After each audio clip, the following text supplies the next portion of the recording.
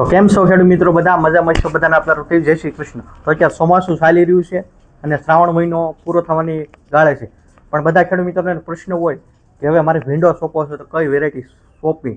તો મારી દૃષ્ટિએ અત્યારે બે વેરાયટી સારી છે, હું તમને સજેશન કરી શકું. બાકી વાવેતર કરવું ન કરવું તમારી મનની ઈચ્છા છે. તો તમને એક વેરાયટી છે સિજન્ટા કંપનીની, જે સારો વેરાયટી 12 મહિના હાલે છે, OS 570. આ તમે જોઈ શકો છો.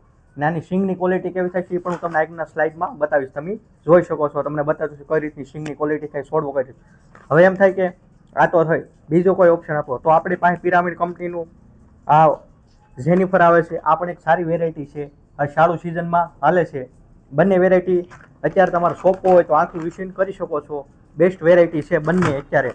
હવે પછી થોડીક એ પણ માહિતી દઉં કે તમારે ભીંડો શરૂ થઈ ગયો હોય, ફાલનો વિકાસ વૃદ્ધિ કરાવવું હોય તો કઈ દવાનો ઉપયોગ કરી શકાય. તો આ છે 20 ફાલ માટે કામ કરે છે. આપણા ઘણા વિડીયો પણ આના બનાવેલા છે. આનું પણ સારું કામ છે.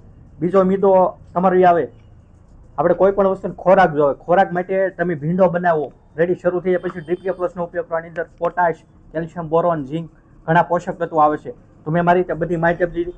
અને મારો એગ્રોનું નામ છે જય કિસાન એગ્રો, જે તળાજા માર્કેટિંગ યાર્ડ આવ્યું છે. આપણે એની સામું જ આપણો અમીરા શોપિંગમાં આપણે 30 નંબરની દુકાન છે.